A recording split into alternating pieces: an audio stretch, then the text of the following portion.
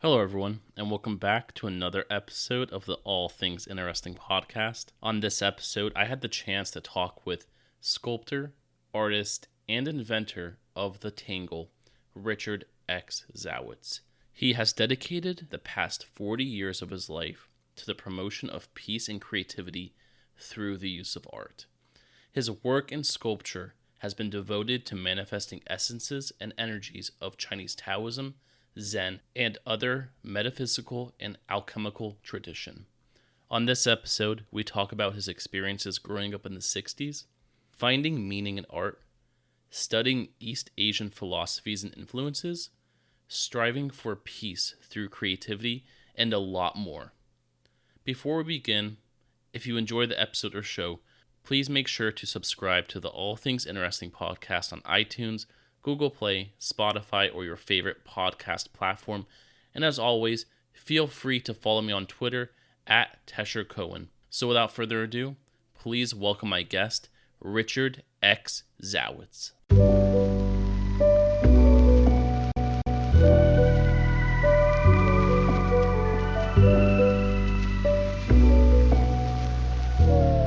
Welcome to the show, Richard. How are you? Really good. Thank you, Tesher. How about yourself? Doing well. We got to talking right before the show started, but just to kind of kick things off here and get the show rolling, can you tell me a bit about who you are and what it is you do? Aha. Well, I'm an alien from another planet, but I'm here to help you folks. So, I am a sculptor and I am an inventor, a philosopher, and a very interesting word that I've been using recently, a Thaumaturgist. And so I combine these areas that I have discovered about myself and create artworks and things that are surrounding the creative world as much and as far and as wide as possible. And you got a degree in fine art sculpture, Asian philosophy, and Asian art history, which is a really interesting combination of degrees. So, what exactly would you say kind of led you down that specific path? Well, I would say that the what I have used a term called the grand matrix. So what's that? The grand matrix to me is both the past, present, and future, and all of that combined in one concept. So, how does that work? Some people are able to discover where they're supposed to be when they're supposed to be, sometimes intentionally, sometimes not. In my case, the confluence of the 60s, which is when I graduated high school in 1964, and then the commencement of the counterculture movement and from 66-ish on. I was in Pittsburgh, but it was a bit of an interesting place because it was the home of Andy Warhol, who was a student and a graduate student at Carnegie Mellon University. And I had different events that I would go to there, as well as it being the 60s, where it was the blossoming of the opening of the minds of a certain ilk of humans. And that also became part of the influences for me. And then came just meeting individuals and mentors and signs that would point me ways of which I would eventually discover my deep interests, which came to Asian philosophy, specifically all of them, but Taoism and Zen Buddhism and other more of the esoterics and metaphysical and mystical philosophies interested me a lot, my general nature. And that led me to understand Asian art history. My first wife was a art historian in Asian art, and she studied philosophy along with me, and I combined that with studio sculpture. And they seem to have come together by themselves. But for example, how did I find Taoism? I was invited to a lecture at a small private college in Pittsburgh called Chatham College. And there was a graduate class in Taoism taught by a retired scholar called Wing Tsit Chan. And so I went there with my first wife, and we absolutely fell in love with Taoism. I had been studying Western philosophy at the University of Pittsburgh, and it didn't like it. Mm-hmm. Too much logic. Didn't like it at all. This came along out of the blue. Went to the class. We adopted each other, and Dr. Chan said, if you wish to continue studying the philosophy of Asia, you've got three places to go: Columbia, Berkeley, University of Hawaii. And we both chose University of Hawaii, and that led to 2 years of work there, immersed in the philosophy and the art history and studio for myself, which then eventually led to other places to go, being advised through masters and mentors. Would you say it was more or less being in the right place at the right time, as the 60s, like you said, were very much the counterculture, very much about love, peace, freedom, the drugs, you name it. And there were very famous, I guess, philosophers or entertainers such as Alan Watts during that time who were giving lectures about Taoism and Zen Buddhism. So it was kind of that time of which a lot of these things, these topics came to fruition or became more popular. Without a doubt, and I've thought about this, without a doubt, the 60s, the 1960s as it's known, but it's called the 60s as everybody knows,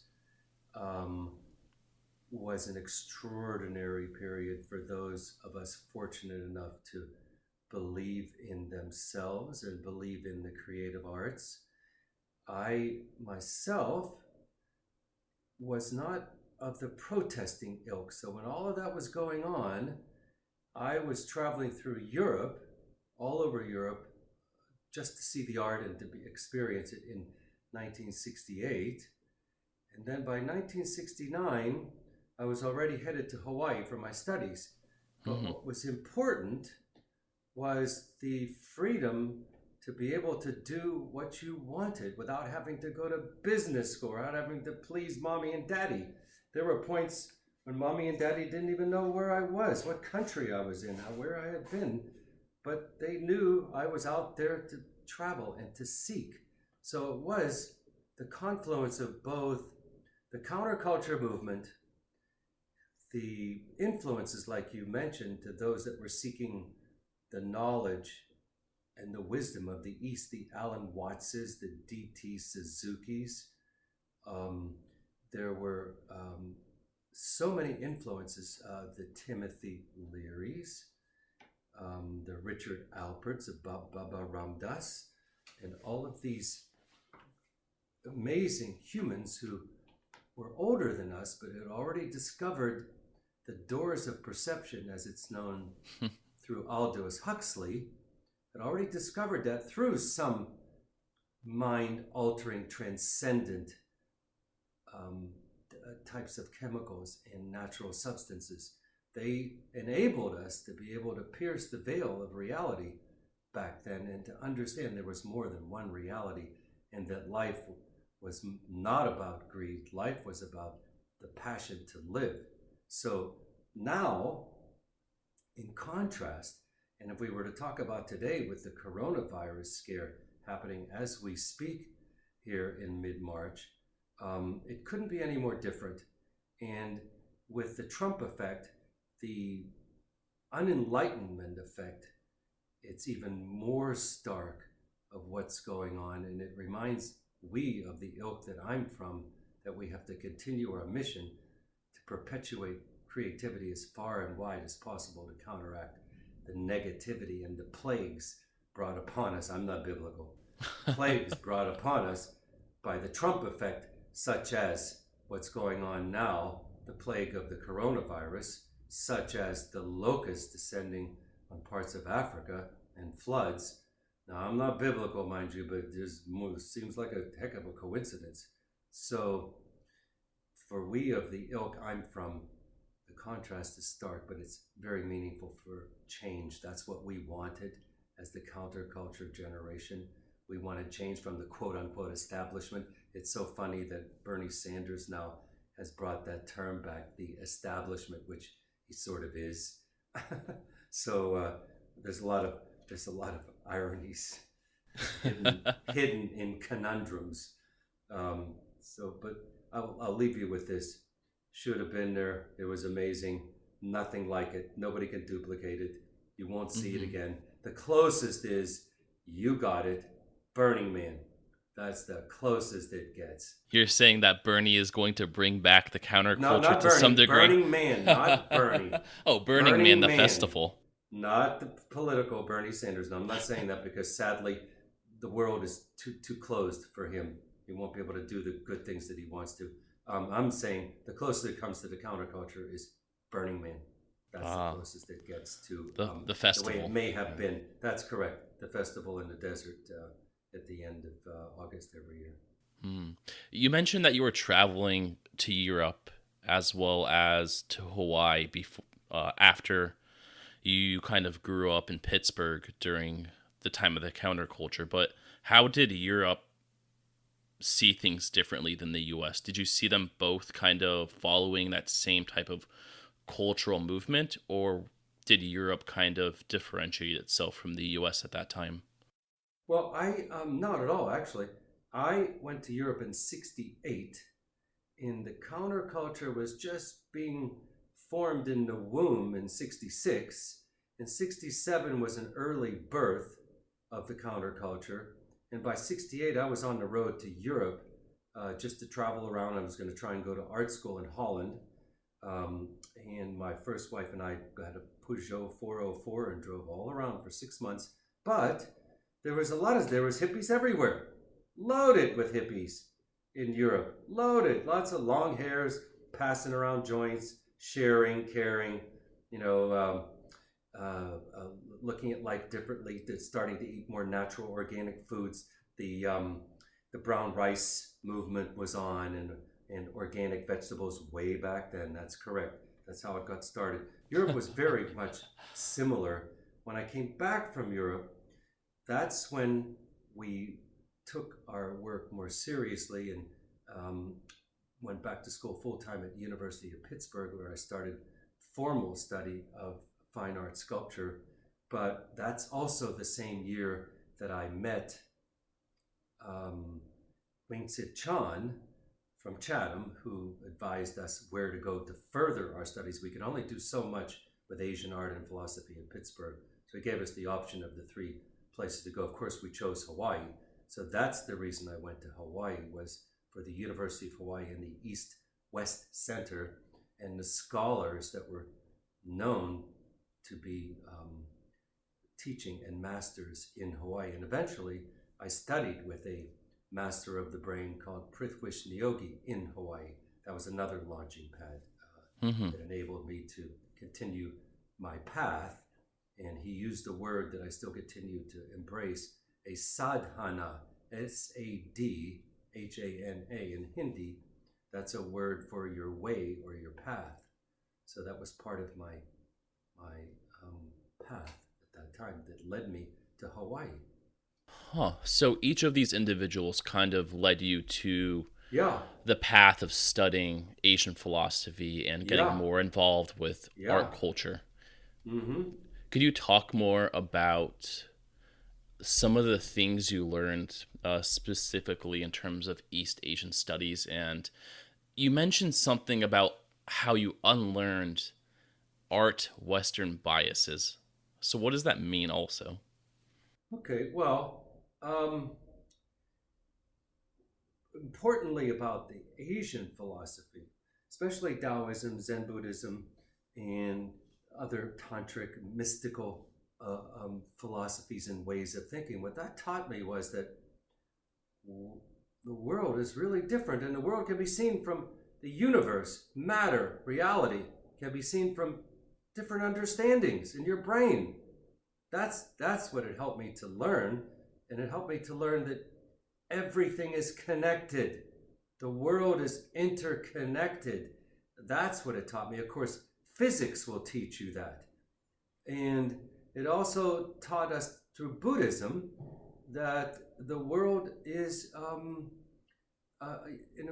you have to be compassionate. You have to care for others. It's the most important principle of Buddhism is Hmm. compassion.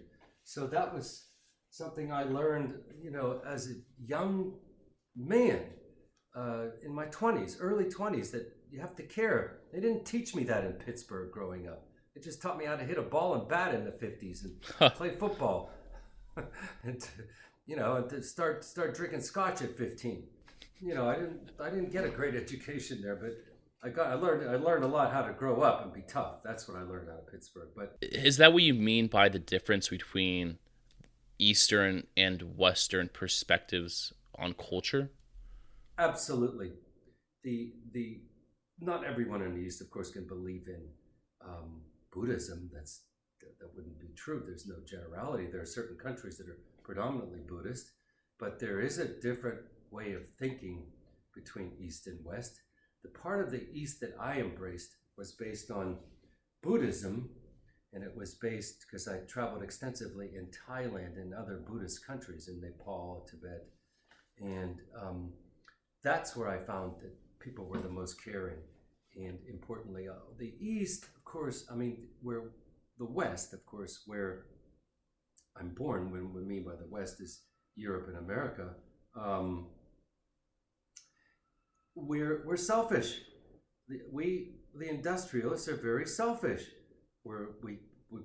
We have philanthropy, but we care about ourselves. We care about building more, getting more, having more, acquiring more. I'm not Very saying that's not happening, hedonistic. and I'm not saying that's not happening in Asia, but through the influence of the West, I was fortunate enough to be as early as the late 60s of my first trip to Japan, and then, of course, embracing Asia from living there full on. Not Hawaii is not Asia, but moving to Kyoto in 1971 after I graduated University of Hawaii.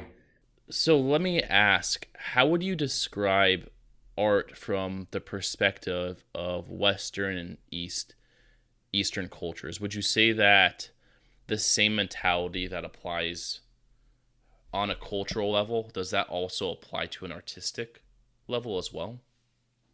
Um, you'd have to define what you mean by art from the East and the West, because there's contemporary art, there's crafts, which I consider art, there's high crafts, of course, from all parts of the world, and then there is the contemporary art. So there's numerous genres of art that one can discuss. So I'll give you something on each one.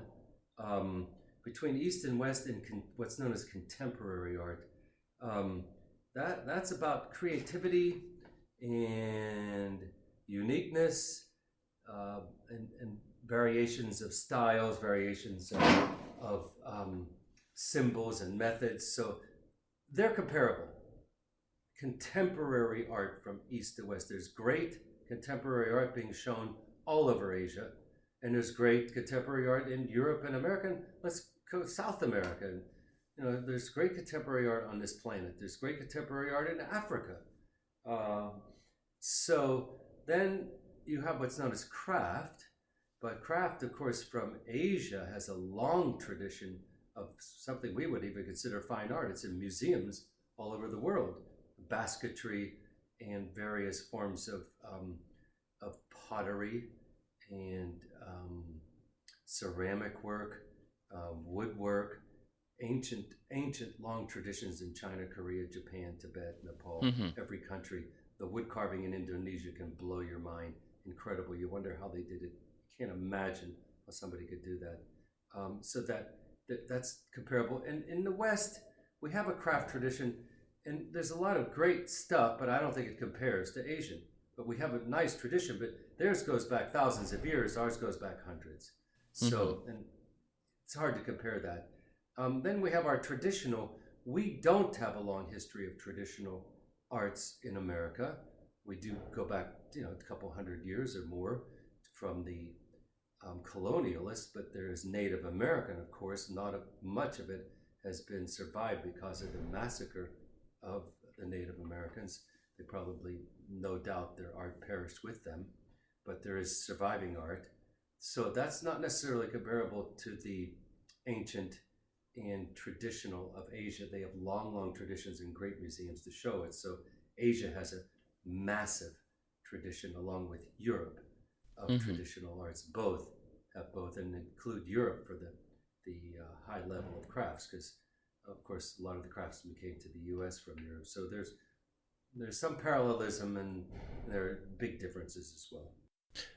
After you studied in Hawaii, you mentioned that you had an experience studying with renowned artists, and pardon me if I butcher this, but his name is Morita Shiru. It's very close, very close. Morita Shiryu, Morita Shiryu is his name, but you're pretty close. And I was very fortunate because this was another one of those mentors sending me somewhere. So my art history professor, who became my mentor in Hawaii, Art Prithwish Niyogi, who was head of the fine art department at the University of Hawaii, I adopted him as my independent study teacher because I didn't like the sculpture teacher. We were working in fiberglass resins and I hated the smell, so I quit the class. And I told him, and he said, "You can study with me." And I said, "Okay," but he was a master of the mind. He taught art history as well. He sent me to Yamada-san, who had the most famous gallery in Kyoto. And Yamada-san introduced me to Morita-san, and I was one of 6 students who were selected to study with him for half a year in the practice of his Zen Shodo writing. Shodo is an ancient Japanese tradition using a very wet black brush on the rice paper. Morita-san was probably one of the most famous. He was the first internationalist painter from Japan to show around the world his paintings, and they weren't paintings as you would know them. They were mostly forms of gray and black, but he was what's known as a Zen painter. He mastered all 56 character styles of the traditional Chinese. He invented his own style of painting. So I was lucky enough for him to be my sensei or teacher for 6 months to learn the basics, watch him paint, then paint my own character, watch him paint, do my own character for 6 months. So that was a very enabling and humbling and beautiful experience for me to study with a master in Kyoto itself in 1972. So it was once in a lifetime, because as we know, places change over the Hmm. years. Would you say your art style evolved greatly over the years based on the individuals that you worked with or the influences you've had from working in the United States, visiting Europe, as well as having the chance to work with great masters of their art in countries like Japan? Hmm. I would say that it has evolved, of course. Um, I'm an innovator by nature, so I don't always remain manifesting the same forms. I'm a sculptor, but I do some painting, but I don't wish to manifest. I allow what wants to come out of me, though. I don't force it. I allow things to be organic. But all of the influences, starting with Virgil Cantini, who was the sculpture teacher at the University of Pittsburgh. We worked in steel, and I found curving steel, and I would weld it and make things out of it. And so I started out with being mentored by quite a famous guy back then in Pittsburgh, Virgil Cantini. And then from there, I ended up in Hawaii, and I didn't have a great sculpture master, but Professor Niyogi, through teaching me and helping me to unlearn Western bias towards aesthetics, helped me unlearn that and helped me to understand the global perspective towards aesthetics. I was able to again discover more influences from all over the world, everywhere from Africa to the South Pacific to Europe to America, but especially through Asia. But some of the big influences certainly was Constantine Brancusi was a major influence on me. And of course, that would lead you to Noguchi, Isamu Noguchi, who had a major influence on my way of manifesting and thinking. Of course, I would not emulate their work necessarily because I had my own thinking and methods of what I wanted to do, but I the symbolism that they brought forth and the message they brought forth, and also their bodies of work were so extraordinary. They were massive influence on me, as well as um, ancient um, professors of various types of art. So one that comes to mind right now in ancient Japanese history was Enku. Enku was a monk, and he went along and he would go to villages and he would pick up a piece of scrap firewood and he would carve his own little version of a Buddha and leave it somewhere. And he did that for tens of years and wanted to leave that message of Buddhism in the simplest way. Just, he was an itinerant monk. And there's no question that may have had some influence on my urge to create an eventual multiple of mine called Tangle that I mass produce, but I have that same mission to bring forth creativity as far and wide as possible, but through my method. So that certainly influenced me. And I guess nature has always been a massive influence on me because you can look at a tree and be inspired. You can look at a rock. I'm hugely fond of rocks, and I carve rocks, and I collect them, and I wear them. So I know there's power in stones. I love stone and always have loved stone. There's something about it. Can't tell you. And wood. Love wood. Love to touch it, love to smell it, and I like to carve it. So, I could go on and on about the influences. There are so many. If you believe in what you're doing, you'll see influences everywhere you go. Now, you mentioned that you're into carving, that you're into sculpting, and one of the things you specifically mentioned was your product Tangle. I'm holding one in front of me right now, and it's a very, very interesting sculpture or piece that is malleable. It's end to end. It doesn't have any breaking points, but you base it off this idea of curvism and infinity art. How would you describe the story behind Tangle as well as the idea behind curvism? Well, Tangle, I know you know what it is. It curves. So Tangle, if you wish to visualize it, is a series of 90-degree, each one of them, interconnected tubular elements. So if you were to put four together evenly on a flat plane, it would look like a donut, four of them together. But if you take one section apart and add more, I have 18 traditionally in a Tangle, you would have 18 interconnected sections that are each 90, a quarter section of a donut. And then the 18 are connected, and you can twist it and turn it and put it into any position, but it's based on curves. So how did I get the curvism? Well, as a young student, I was on a quest to find something I called essential energy. I wanted to find something like the Higgs boson. Well, who knew what a Higgs boson was? That's the God called the God particle. You must know that. You're a scientist, aren't you, Tesher? You know a bit about it.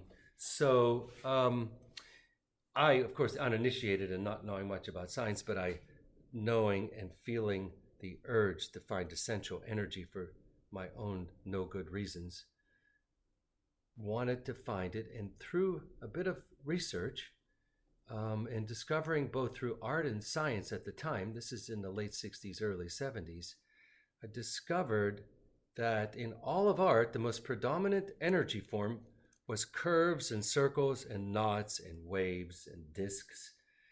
And so I saw that predominantly in all forms of art, both in all cultures from art, including body art and including Van Gogh's paintings and including the curves in the sky and from Gaelic knots, and there's spirals in all sorts of art and all sorts of cultures and always has been. In fact, Da Vinci was very fond of putting spiral-like curves in the hair of most of his subjects. And then, if you look at nature and in science, the galaxies are spirals, aren't they? Light is in waves, isn't it? You see disks everywhere. So you'll see that a plant grows in a spiral. You'll see that energy, such as a hurricane, is in a spiral. You'll see forms in nature like a nautilus is in a spiral. So quantum physics shows you that particles are in a spiral. DNA is in a spiral. So through kind of looking at that and putting two and two together, I discovered that the most predominant energy form on this planet and off planet was a curve or a spiral or a wave.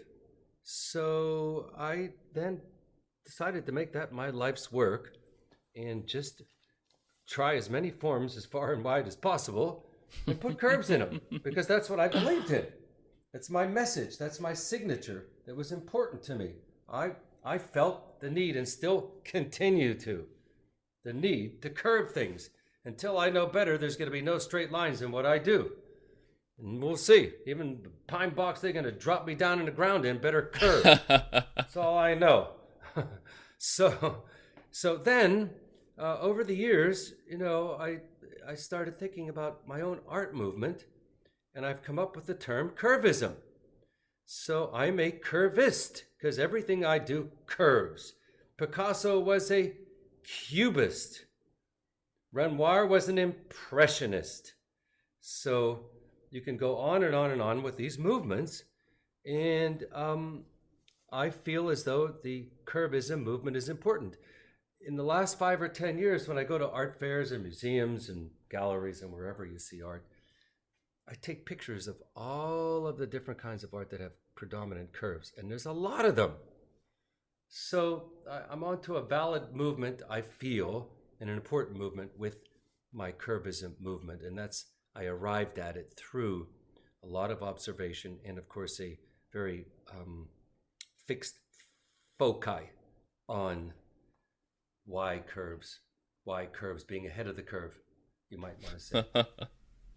So for an art such as curvism that's very pervasive throughout history, something that you seem to have noted in many different cultures, religions, you name it, it's hard to say or hard to believe that something like this would be only a trend or something that would kind of dissipate over time. It seems like this movement is something that's going to continue on for as long as we can think of. Someone's going to continue utilizing curves in their art in different cultures. And I find it to be a pretty cool device myself, because I was doing some research on it, and it reminds me sort of like a fidget spinner, if you know what that is. Oh, because I know what that is. I'm talking to you, and I can't stop messing with this thing. You can just keep twisting it. But it's not a fidget spinner. You're messing with a Tangle, I hope. Huh? Exactly. I'm using a Tangle right now, and okay. You that can't. Was the competition 2.5 years ago, but it went away. I've noticed that. I don't see many people with fidget spinners, but They're gone, and I'm entering my 40th year with a Tangle. Wow. That is... And by the way, that's www.tanglecreations.com. We're just going to plug that into the podcast right there, everybody. Yes, sir, because I'm trying to save the world with a twisty plastic noodle. So everybody needs one. All 5 billion of us need to be creative. We all do. That's the solution. I got to ask, what was your creative process when it comes to something like this, or even just any of your pieces of work? Pure luck. The Tangle, pure both happenstance and ability, and the way I try to be all the time, whenever possible, openness. I feel you got to be open to the universe. You can't close yourself to the universe. You have to be open, or okay, let's see it. Don't close yourself off. You just never know. You never know what's coming your way.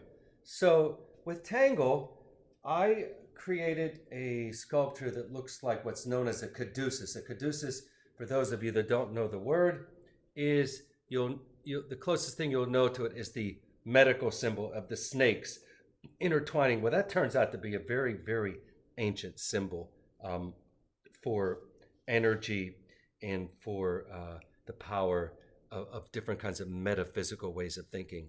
So, of course, I didn't know that when I created it, but I made a carving like that, and someone saw it, and they said, wow, isn't that interesting? How how did you do that? And I said, it's all about my curves and what I do with them. Then I had the inspiration to deconstruct that and turn it into wooden 90-degree sections. And I found a way to interconnect them all in wood. And I put them in a show I had in Waltham, Massachusetts, in my own loft in 1975. And everybody wanted to touch that thing. It was very crude and it moved, but there was a kinesticity to it that was a highly attractive. So for some unknown reason, I decided that I wanted to make that thing in plastic and go to Hong Kong and make a mold. And don't you know, I did in 1981. I went there and made a mold for that thing. And then the Tangle was created by doing that. And I figured out how many sections I wanted through trial and error. I ended up with 18. And Why 18? 18 is a very practical number for the radii and the way it folded. But here's part of the magic. 18 is one of the great numerology numbers. One of the great. For those of you that know anything about Kabbalah or Hebrew, 18 means chai or life.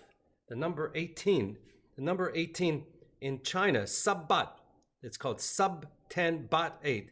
Sabbat is a very, very lucky number in all over the world. There are so many cultures, but that was unbeknownst to me. I came up with it intuitively. So I made the first prototype, brought it back, went to a trade show in San Francisco here in 1982. Had a guy make a box. I knew nothing about it, knew nothing about making stuff. The first ones broke like hell, but I've got them in a show. And don't you know, people started buying them, of all things. So one by one, I found a way to get into business. Then I said to myself, if I can get a patent on this thing, then I'll be able to sell it and keep it for people from stealing it. Well, don't you know, I got a patent on it. And so each one of these gates opened, and I was able to bring forth what's known as Tangle. So at first I called it the infinite sculpture, and people would say, not what's infinite, what's a sculpture? This was 40 years ago. Not what's infinite. They'd say, what's a sculpture? So over the years, I have developed a category in the plaything world called art toys. And so from there, I got into different stores, and now it's got a much longer history. It's 40 years now. It's even evolved to like speakers, to chairs, to lamps, and now we have a line of light up balls. It's distantly related to the first Tangle, but the first Tangle is still selling 250 million Tangles later, somehow or other. Mm-hmm. So one has to believe in the supernatural, because the odds of a twisty plastic plaything lasting that long are below zero. I can imagine that being the case, but I love this product. If you're good at math, it's below zero to perpetuate something for 40 years. So it will tell you something about my mission and my method. And there are things on this planet, Tesher, there are things that ring true like a bell. You can ring them and they will ring true. And there's things that you will touch and they will ring like dog shit. And one of those is Donald J. Trump. Well, that's a on very, that note, next question. I was going to ask, before the show, you actually sent me a couple of your exhibits to look at. Yep. And I was going to ask, is this your greatest work in your life, or is one of two exhibits that you did, Infinity and Tao, or Civilization and the Monkey, considered to be your greatest work up to this point? Because those exhibits are pretty cool. I would have to agree with you. How we would describe greatest work is another story, because these are full productions with Civilization and the Monkey had 19 major sculptures in it, and Infinity and Tao had 30 major sculptures in it. Both were in major venues in Hong Kong, and both involved years worth of work in putting them together like a Broadway show. Both of them were very complex to put together, and financially a lot of funding was needed for both. But both I would consider high level accomplishments. I'll put it to you that way, because creating a one man show of that level takes a lot of doing and a lot of what it takes to go into executing a massive thing. I do compare it to putting on a Broadway show. I'm sure a Broadway show is 10 times more work, but Right. I compare it to that for a sculptor putting something together without a gallery. These are done on my own. And both had very important messages, infinity and Tao. Of course, I consider infinity and Tao almost like a brother and a sister. But infinity and Tao was about bringing my mission of peace through creativity to that part of the world, to Hong Kong back then, and perpetuating the show with the sculptures that I performed there. And in my works are all about, today in mid-March, touching. I still believe one day when the viruses go away, we won't be afraid to touch again, I hope. But a lot of my art is built to be touched and interacted with and experienced, versus walking into a museum and do not touch is the code. I don't like that. I don't believe in that. Ancient art was always meant to be touched. But both subjects are very near and dear to me. Infinity, which comes to me naturally. I believe in infinity, whatever that is. I know what it is. It's endless. It's simple. And there are great formulas for it that you can fill up entire stadiums with. And then there's the belief that you and I are infinity, because without our brains, does infinity really exist? And there's actually modern physics that talks about that. And Tao, of course, to me is a grand philosophy uniting all of what our thinking is about. And our thinking about, to me, is about how interconnected we are. We just don't realize that today in our contemporary world, the way we're walled off and cemented off from other people, not allowed to really feel each other anymore. So there were two important ways of symbolically thinking, and I put the two together for that show. And of course, I'm very interested in the culture, and it worked out very well.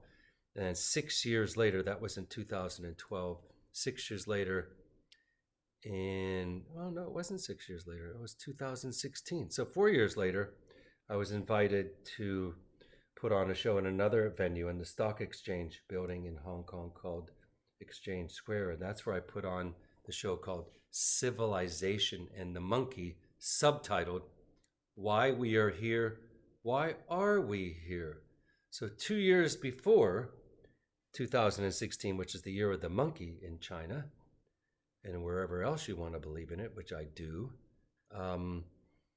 the owners of a very big company in Hong Kong called Hong Kong Land, they own a lot of property there. They also own the space where they hold two major one-man shows a year called the Rotunda in Hong Kong. I was invited by them and sponsored by them to put on a show with only one condition. You have to use somehow or other the concept of a monkey in it, because it was the year of the monkey. They just wanted that tied in, period. So I meditated there for about 6 months, went back and forth and visited the venue numerous times. There were built the building, but they didn't want to kill these trees. Look, there were 4 trees growing in the middle of this amazing, beautiful, incredible, grand art space in the middle of these 2 towers. And sat there and I figured something came to me about civilization. Of course, I had to incorporate the monkey because you had so many people crossing paths all day long between these 2 towers. And monkeys and something hit me in the trees. I said, the monkey coming out of the tree. Then I started to think about how we got here and why we were here and who we are. And then the whole thing came to me. Then I developed 19 archetypes of why I thought we were here. And then I created sculptures based on that. So in the very middle of this exhibition was what I called the infinite tree. And coming down from the tree was a monkey. And then the monkey came down. Then there were other monkey-like entities that represented civilization since the monkey, not since the Big Bang, since the monkey. So the monkey of creativity, the monkey of gods, who was Zeus. Oh, what a great sculpture. I don't know if you saw that. Yep, I saw it. The monkey of creativity was holding a hammer and chisel because I'm a sculptor, could have had a lot of other things that demonstrate creativity. The monkey of invention was holding a wheel. The monkey of science was holding a microscope. The monkey of magic was holding a snake and a diamond. And so the monkey of agriculture was holding a shovel. So according to me, these were the 19 reasons why we were here. And then I want to ask the audience, why are we here? And in my catalog that I wrote, I also gave us the answer. Do you want to know what it is, Tesher? We are here to be creative. That's why we're here. We're not here to destroy. We are here to be creative. And so that was the answer, and that was the part of the conundrum of the show. Why we are here, why are we here? Has anybody really thought about that? And that's a very, very important point for civilization at this stage of where we are in time and space, planet Earth. We got to start making up our minds. We're going to ruin it for the grandkids. they're going to be going to work in a rowboat. I think it's a pervasive question of why we're here, and I happen to really love that exhibit of the civilization and the monkey, because to me it really showed the progression of civilization and did a great job of really representing the human condition. You can see the kind of the dichotomy between the growth of civilization with the positive outcomes of creating the wheel, the microscope, the art aspect of it, and then on the other end of the spectrum there was a single monkey that represented evil, and he was holding an AK-47. Yep. And I thought that really just kind of brought the whole exhibit together, because it really showed all the aspects of civilization and not just the growth, but like that's some right. of the I didn't challenges. put horns on him. I didn't put horns like the biblical fucking devil. The real devils, the assholes out there with AK-47s in our public streets. Right. That's who the assholes are. That's what's going on here. That was the message. You hit it. You are right. The AK-47, what an evil thing to put on the planet here for people to touch. My goodness sakes. When are we going to get smart? I hope sooner rather than later. Well, but if your podcast goes out to enough million people, then we're going to get them all tangling and feeling creative. So if you're listening to this podcast, just write to Richie Z. Just write to info@Tangle Toys, and I'll send you a free Tangle, because we want to change this world. Well, there you go, everybody who's listening. Shoot him an email, and you'll get a free Tangle. Hopefully get more creative, and hopefully turn this world for the better. So, absolutely, I got to ask Yeah, please, keep going. I'm fine. I got enough coffee here for another couple hours.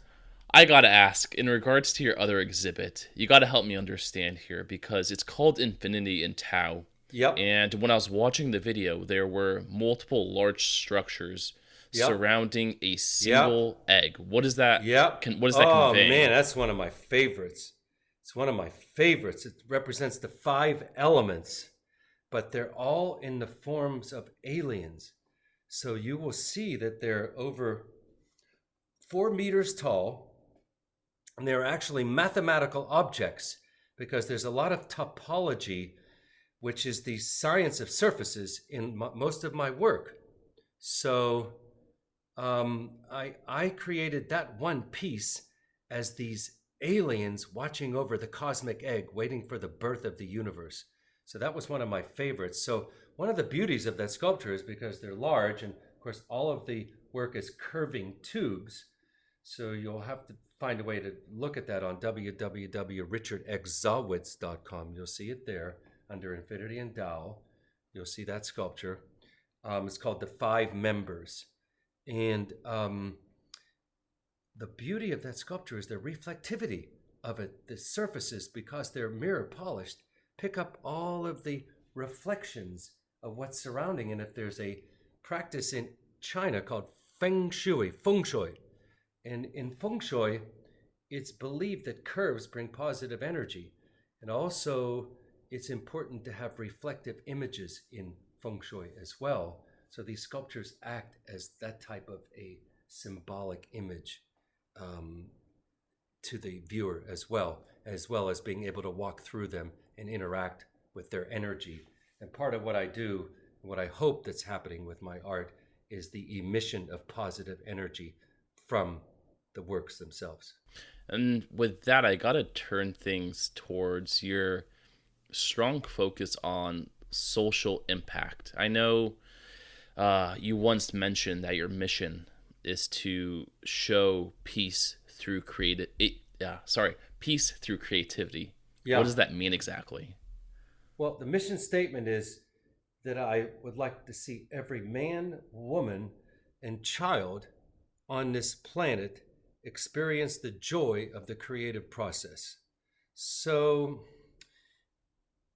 how do you do that? That's not easy. I mean, you could be like globally famous like Picasso and Jeff Koons, but they're more interested in money than anything else. So I don't know that they care about they care about their art being seen. Certainly great artists, you have to. But in my case, how can I communicate that? By chance, and of course by design, but by chance, the small object called Tangle is my messenger. So each one of those tangles, one way or another, is transmitting a message of creativity so that we can achieve peace through creativity. Because I think, correct me if I'm wrong, guns haven't worked. Have they? Catapults, guns, bombs? It's a fair point. Have they worked? Have they worked? I'm just asking here. I'm just asking if you could. I don't think they've worked. I could be wrong. We sort of have quite a bit of that going on now. And with the military-industrial complex and all, I don't know. So, there's a lot going on that we don't have any control of, such as governments selling their weapons and then causing people to use them. They don't work on the shelves. They got to get them out there to test them on us poor humans. So, for me, how would you solve that? Through creativity. If destruction hasn't worked, now what? Creativity. Teach people to creative. I know one thing. All the creatives I know are problem solvers. You got a problem? There's a creative way out of it. You don't need a gun, you need a pencil. That's all you need. You'll find a way. Just start writing things down. You'll figure it out. To use your brain. You don't need to use your finger to shoot a gun. So the methodology is to perpetuate creativity as far and wide. And I have a big dream to have a creative array, much like you might have an array in the desert of solar cells, and then focus to heat water, to cause steam, to create energy. I think you can use creative arrays of human beings to cause more powerful energy to come forth on this planet with creativity to counteract the negativity. That's nature. That's nature, but nature can be manipulated as well, as we know is going on with a lot of the activities on this planet, but it can also be manipulated in the right directions too. So the mission is peace through creativity by finding ways to utilize that ability that all of us have. Some of us have been told we don't, but that's not true. All of us have it. Even if it's cemented over, you'll find it just by being encouraged.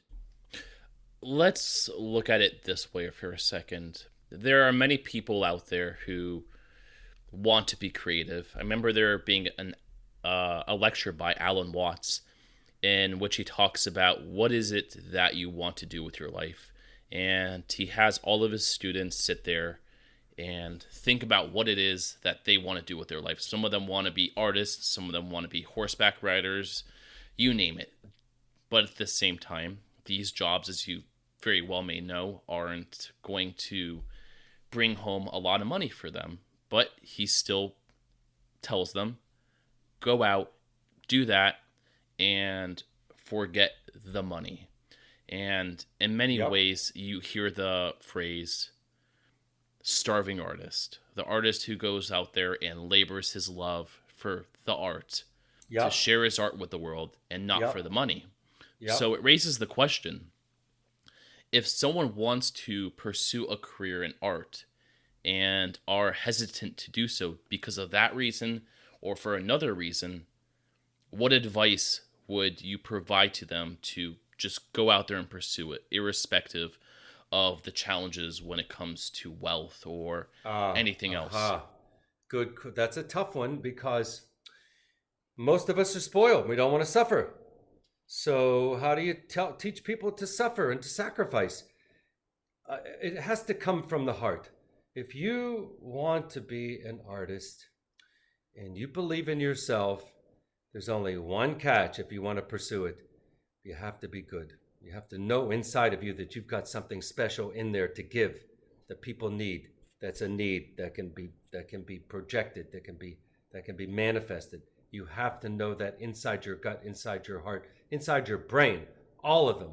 That's the logic and the intuition and the compassion through your heart. You have to know that, and then you can give. And the other side is you also have to know that you're going to need to sacrifice. Now, there are the rare few that come out of college or wherever they are, or out of a cave, and are immediate successes. Bless them. But most of us have to work really, really hard and believe in what they do. I didn't just go from 0 to Tangle master overnight. I went from 0 all through Asia, all through the world, including my education, then worked for 10 years with my dad selling used hotel furniture during the day, and at night assembling tangles upstairs with a crew and packaging them and shipping them out, and then going into Golden Gate Park on the weekends when I didn't have my own home in a backyard, carving little wood carvings, sitting in the park with my children, with my wood tools. Never gave up. I won't. I will not. So that kind of belief in yourself, the deepest imaginable belief in yourself, combined with the understanding that you have talent. Now, that can be your opinion, and there's going to be a lot of judges of what talent is. So you got to be real careful about who you listen to and what people say, your art teachers, your mentors, your friends, your family. But the great test is getting it out there and seeing what people think. Because if you want to make it in a vacuum, that's your business. You can do that because creative power is fast. You don't have to please everybody. You can just please yourself, please your grandma. But if you wish to please great audiences, you have to reach in and find the way. And there's also another problem, another facet is the business world of art. Are you acceptable? Are you the right age? Do you look right? Does your art look right? Did you go to the right schools? Did you not? I mean, the art has a lot to do, how creative it is, because it'll manifest itself. But there's a business world in art, and there's a marketing world in art that has to be, sorry to say, mastered. So there are, I can't even tell you how many different permutations to becoming a genuine professional. And if you want to do it, you have to go to the core of your being and say, I can do this, and believe in yourself. So that's what I've had to do, and I'm still standing. It sounds like a lot of the work, a lot of the labor that goes into this, society doesn't necessarily see that. They'll typically view the end product and say to themselves that that artist made one piece of art and all of a sudden they're the greatest piece of success out there, when in reality it takes years of hard work and labor through a lot of experiences. Like you mentioned, I mean, you went to Pittsburgh, you went to Hawaii, you went to Europe, you went to Japan, you went through all of Southeast Asia. You've experienced these things prior to coming up with Tangle. It wasn't just you wake up one day after graduating college and you start producing these things. There's a lot. Now, there's very few Facebooks out there. Exactly. So there's very few Facebook stories out there for the artists. Very few. But that's correct. But I don't say that there's any one way that you have to necessarily suffer and travel the world. I don't say that. I'm not making the rules. But what I'm saying is it takes an immense amount of inner courage to make it in the fine art world. That doesn't mean you can't. There's no rules. The barriers are there, but you can get over them. Anybody can. But it takes a lot of doing and belief in yourself. That's what I'm going to tell you. But like I said, there's a business world. So that one great work of art that took a long time. But if you want to be in the professional world, you got to have that business person, like as in a gallery or some other methodology that's marketing. If you want to be in that world, mind you, I never joined that world to this day. I still haven't joined that world. I still self-publish to this day because I'm a little bit of an independent sort. So galleries and people like that don't necessarily swallow me well. I'm not that easy to swallow. I'm not difficult to deal with, but because of what I've done most of my life being self-published, that's a little hard for the formal art world to swallow. Right. And like you said, it takes a lot of different aspects to put one product together in a complete fashion. It's not just building the piece of art and you're done. Like you said, there's the business side of things, and that there's the marketing business side. Yes, sir, there is, but that can be mastered too. You place a big importance on creativity and reaching your fullest potential. Can you share any advice on how to do this without getting caught up or lost in today's society?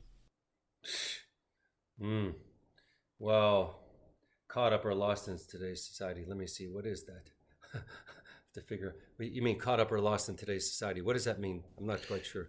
So in today's society, I at least view it as very hedonistic, very fast-paced, very comparative, where everybody sees the one person next to them with everything and they don't have everything. Right. So there's a lot going on. There's a lot of external stimuli in society. Gotcha. Oh, I see what you mean. So caught up or lost in trying to be a part of consumptive society and make your way in the art world. Well, the two are a little bit counter to each other.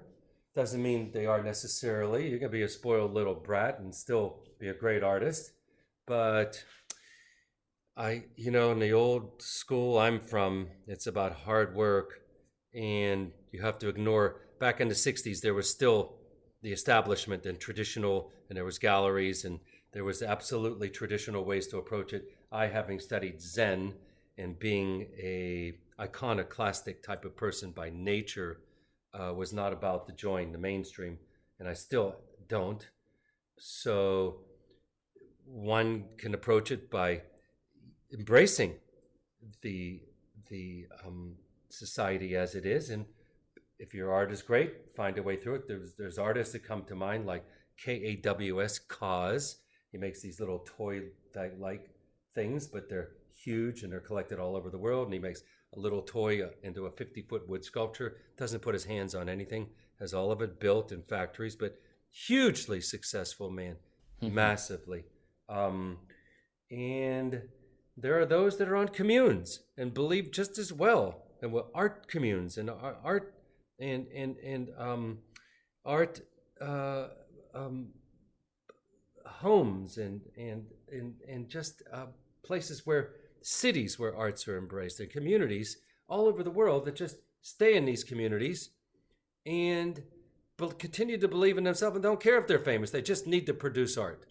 So you can pick your method. It's out there. Yes, you can get caught in the confusion of society today, and it's very difficult for the youth of today because of the nature of the way society is. But there's always going to be a way. If you got the will, there's going to be there. If you have the belief, it's there. You will find it. I, for one, believe that creativity can be found in everything we do on a daily basis and any work we do on a daily basis.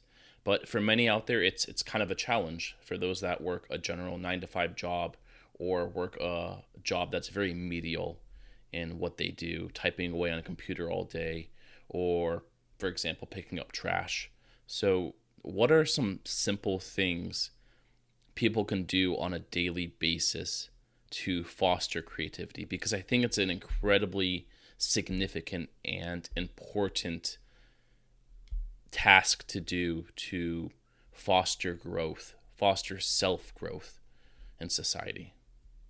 Unquestionably, Tesher. You can break your routine. You can go to a class on a weekend. You can take a dance class. You can read a book. You can go to a lecture. You can step into a museum. You can walk in nature. You'll learn a lot from that. Rule number 1, break the routine. If you wish to get out of your 9-to-5 job, and then on the weekends, taking it easy, of course, because there's a lot of stress in what we do for a living. But if you wish to just find the first few increments of understanding creativity, take a lecture in it. Go to a museum. Go to a park. read a book, watch a show on something that's different, on a documentary that could be of any sort.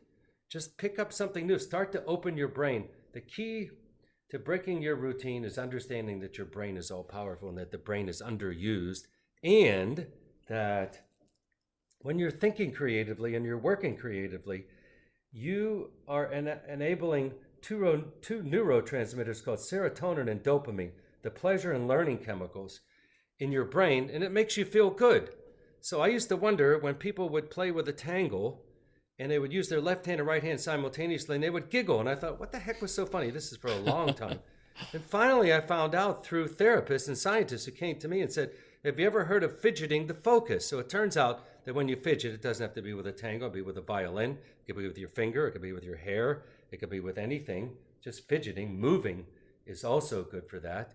It turns out that you engage your brainstem, and serotonin and dopamine are released through that simultaneous use of left and right hand in whatever you might be doing. And so that's part of the process. So in your daily life, when you're sitting in front of the computer, you're not necessarily doing that using left hand, right hand simultaneously. You can, but we're not necessarily doing that when you're chained to a desk. But when you can get up, move around, look around, think a little bit, and then start to get the action going in your body. Don't sit all day. You'll find that little spark. Little sparks lead to larger fires. So that's how you have to begin somewhere. Break your routine. Get out of a routine and find a way to help somebody. You'd be surprised how good you feel by helping someone in need. It's a beautiful feeling. It's a heart feeling, a compassion feeling. That'll enervate your soul as well. That's the key. Love it. Breaking the routine, the surefire way to inspire creativity, to foster creativity. To begin at the very threshold, to begin, then you can go from there. You have to start at some point. You're not going to, do the Mona Lisa first time out. Mm-hmm. So with that said, I always like to close with a set of unique questions to kind of get some inspiration out of my guest. So we'll go through these rapid fire questions and just feel free to answer them how you best feel or to the best of your ability. So the first question is, what has been your greatest challenge in life and how did you overcome it? Greatest challenge. Let me think now. I'm not quite sure if everything. Let's see now.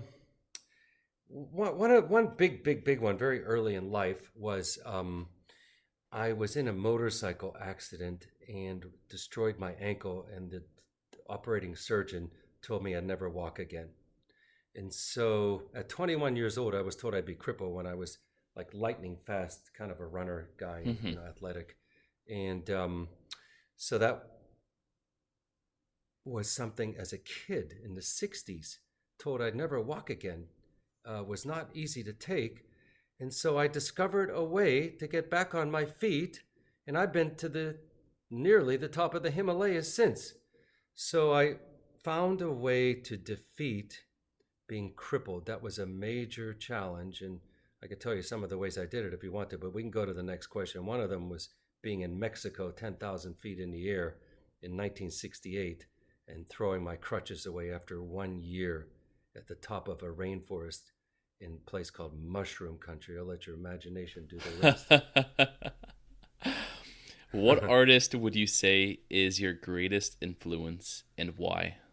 Well, I have numerous all over, from ancient artists, ancient Zen painters, to the cave carvers, to the cave artists of the early periods. But certainly Picasso, I'm very fond of. Certainly Warhol, I'm very fond of. Certainly Noguchi, I'm very fond of. And Brancusi, without a doubt, deep inspiration for me. And nature as an artist have been extremely important to me. How would you say art has changed the way you view life? Well, by turning between 20 and 21 is when I came out of the closet and said I was going to be a sculptor. in 1967 and began the formal study of such. So once I embraced that, every moment of my life, no matter what I'm doing, I'm an artist. I do things creatively, no matter standing in line for the customs or creating a work of art, or the way I eat, or the way I walk, or the way I talk, or the way I think, the way I place objects. I am immersed and am one with being an artist. Are there certain questions that keep resurfacing for you? Yeah. Why are we here? All the time. By the way, you'll hear it. You'll hear it. You'll hear it. Well, you'll hear it. So that's why I answered it. Creativity, it keeps coming up. You hear it all the time. You'll see what I mean. It'll come up all the time. Why are we here? It's a very deep question. Every philosopher, every scientist has always wanted to know. Every single one. We're here because we're supposed to be here doing art, creativity. That's my take. If you could share a message with the listeners out there, what would you say?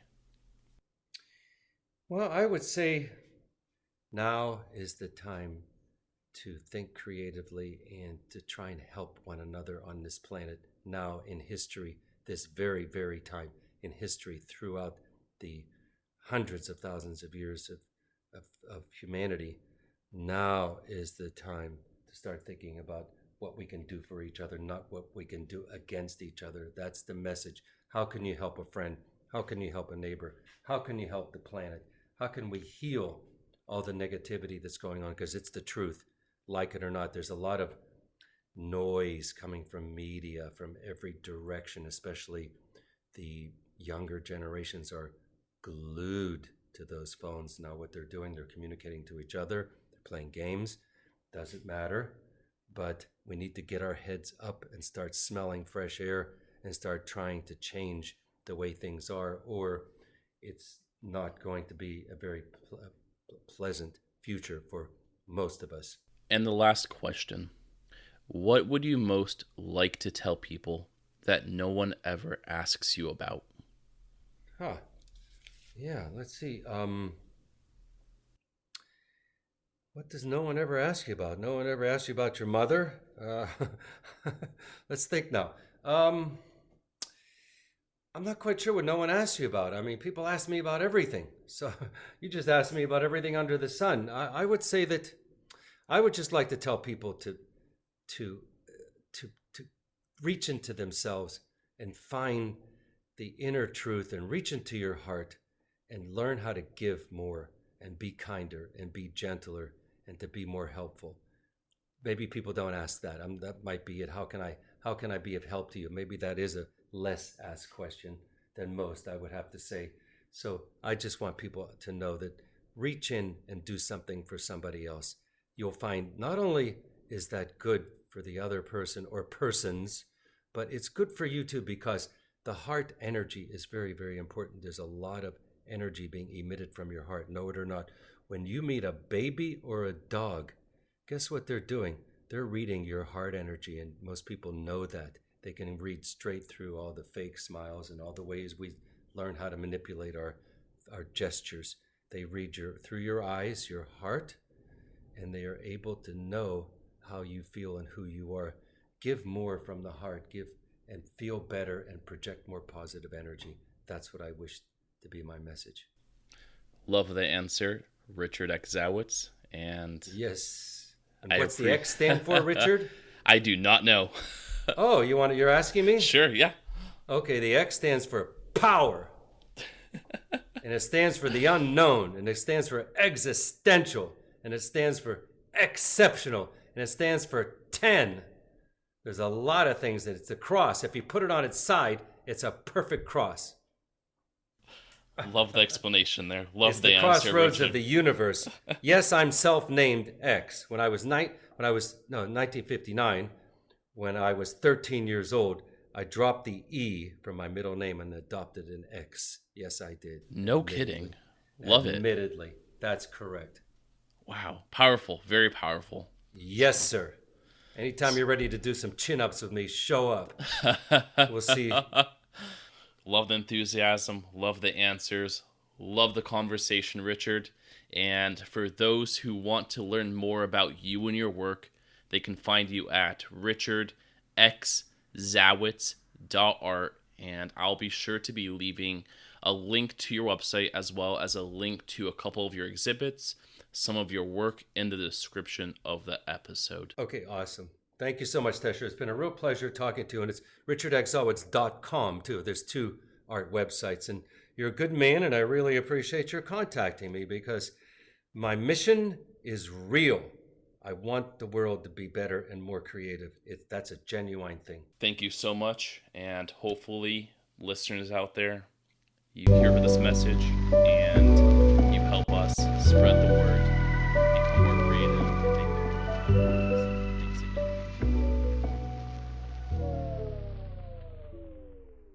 Thank you all for tuning into this episode today with Richard X Zawitz. I thought it was an incredibly interesting and diverse episode on a wide variety of topics that really centered on the idea of creating peace through art. And I think Richard says it best when he expresses that all of the great cultural occurrences that are known in recorded history, from the founding of religions to the development of cultures and entire civilizations, are founded on man's basic urge to create. There are three aspects to life: the physical, intellectual, and the spiritual, as in the world of things, the world of thought, and the world of feelings. I thought it was extremely well said and really drives home his mission to create peace through creativity.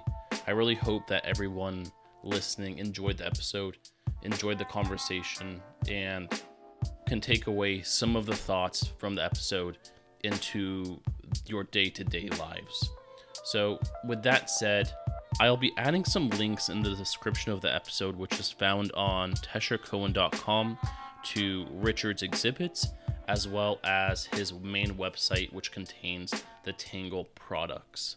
Also, if you enjoyed the episode or the show, feel free to subscribe on your favorite podcast platform. I'm found on everything from iTunes, Spotify, Overcast, YouTube, to Google Play, and so on and so forth. Also, you can stay tuned for latest episodes by following me on Twitter at Tesher Cohen, or on Instagram or any other social media at All Things Interesting. So thanks again, and stay tuned for future episodes of the show.